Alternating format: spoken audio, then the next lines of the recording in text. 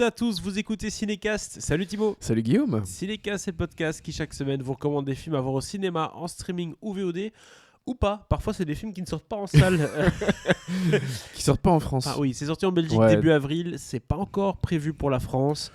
Mais je sais que c'est attendu par pas mal de fans de A24 et entre autres de Jenna Ortega et de Paul Rudd aussi, puisqu'ils sont au casting de ce film-là. Ouais. Donc c'est pas rien quand même, Jenna Ortega, Paul Rudd, A24, ça sort en France. Eh ben non. Bah non, parce qu'ils ont sans doute demandé trop d'argent. Trop d'argent. Et que la France a dit fuck Ne off. vous inquiétez pas, ça arrivera en VOD à mon avis, je ne sais où, je ne sais quand. Ouais. Death of a Unicorn. Alors, moi qui aime bien les pitchs barrés, je suis servi avec ce film-ci. Ah oui. Puisqu'on a un pitch...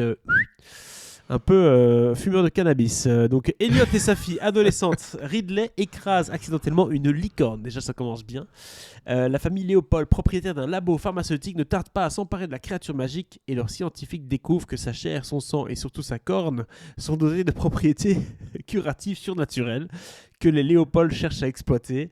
Ah, un petit Okja en fait avec cette Death of a Unicorn. Pas de bande-annonce, vous le savez aujourd'hui pour des raisons pratiques. Ce Death of a Unicorn, je l'ai dit, pitch très sympa, casting sympa, promesse A24, on se dit why not.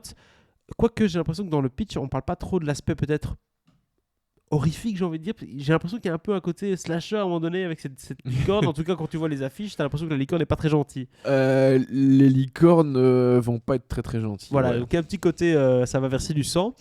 Ok, pourquoi pas. Donc pitch sympa. Est-ce qu'on arrive à atterrir avec une promesse pareille? Parce que faut-il voilà, parce que délivrer c'est derrière. le problème des films à pitch. Hein. Moi, j'adore les films à pitch, mais très souvent les films à pitch, ça commence bien. C'est vrai que c'est très vendeur. Hein, sur et au le bout papier, de 20 minutes, ouais. Non, alors pas au bout de 20 minutes, mais ça va un peu péricliter à un moment.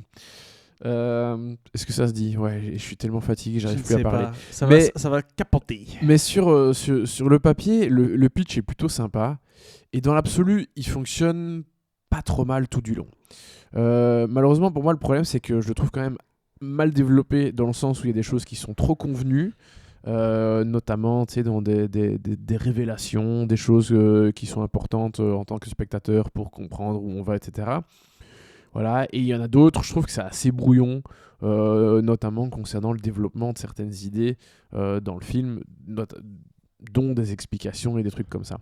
Donc c'est un peu bancal, malheureusement, alors que ça partait bien, parce qu'il y a ce truc assez cool. Voilà, t'as ce père et sa fille qui ont rendez-vous chez les patrons.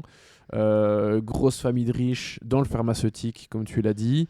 Ils tombent sur cette licorne en chemin, mais évidemment, en fait, c'est un rendez-vous hyper important pour le père, qui est avocat, qui est voilà, dans le législatif dans cette boîte et qui veut monter en grade. Et clairement, il a l'opportunité pour monter en grade. Donc vraiment, ce rendez-vous, c'est hyper important pour lui. Autant dire que quand il va débarquer chez les gens, il va pas dire « Hé, j'ai une licorne dans le coffre !» Non, clairement. On va pas passer pour... Il va la cacher sous la toile l'été dernier, les licornes. Ouais, jusqu'au moment où il pourra plus la cacher, évidemment. Parce que la licorne est peut-être pas tout à fait morte, finalement.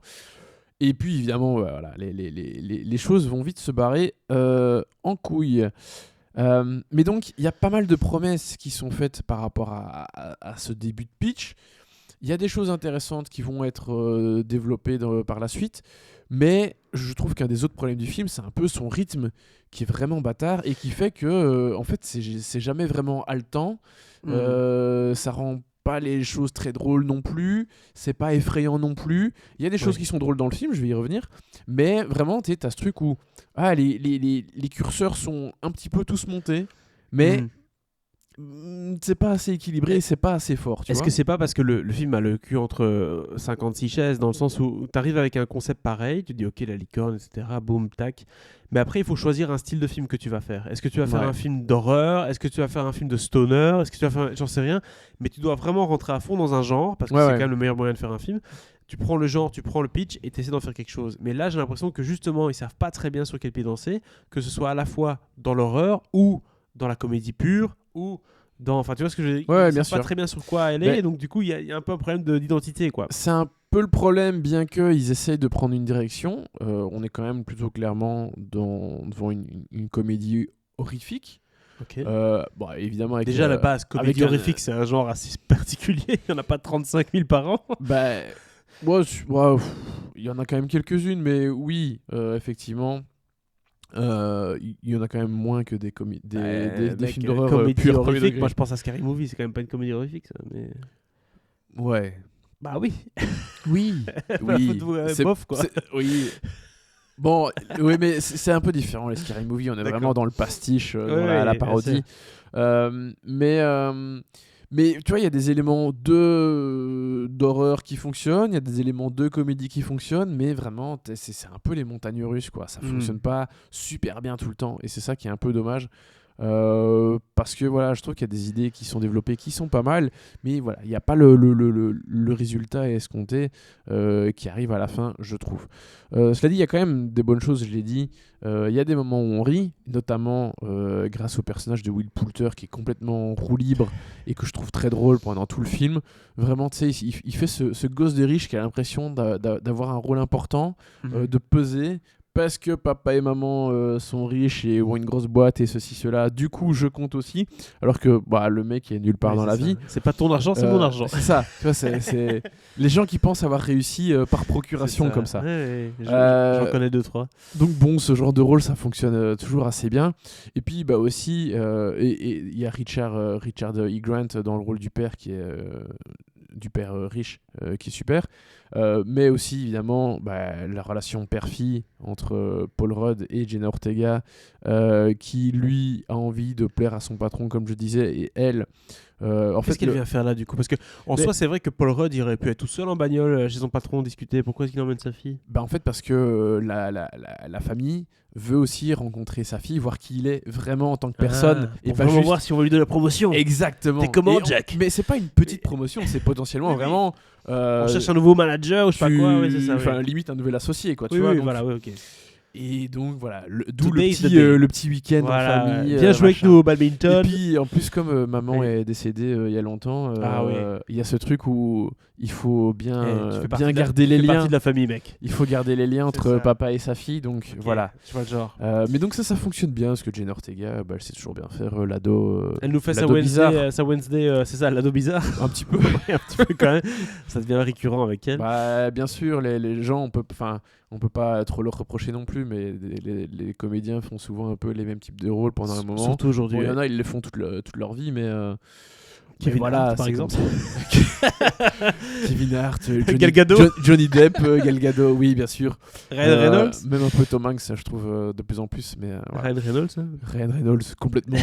Il y Dwayne en a Johnson, beaucoup, on va bref, arrêter. voilà, on peut arrêter là. Mais t'as compris le truc. Oui. Donc voilà, au final, j'ai pas passé non plus un mauvais moment, mais j'avoue que j'avais quand même des attentes assez élevées vis-à-vis de ce film, parce que voilà, il passait à South by Southwest. Et 24. Et Tout 24. le bordel. Nous, on l'a passé d'ailleurs en deuxième ouverture au BIF, et j'ai vu le film après qu'on l'ait passé au festival.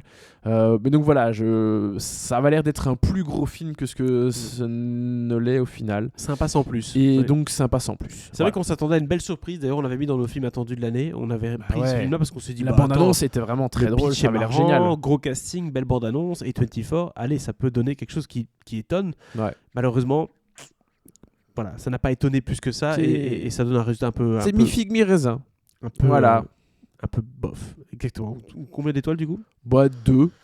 Deux. Mais ça avait le potentiel pour bien plus. C'est ça qui est un peu C'est frustrant. ça. Ça pouvait être la bonne surprise de ce début d'année. Ce ne l'est pas malheureusement. Donc ce Death of a Unicorn, sorti en salle en Belgique début avril, sorti en France, Inch'Allah. Ouais, ça va sortir sans doute en VOD. Vous allez le voir quelque part un jour sur une plateforme. Genre, Exactement. Oui, c'est ça. Ouais, voilà. Jenna Ortega. Peut-être sur Netflix, on sait jamais.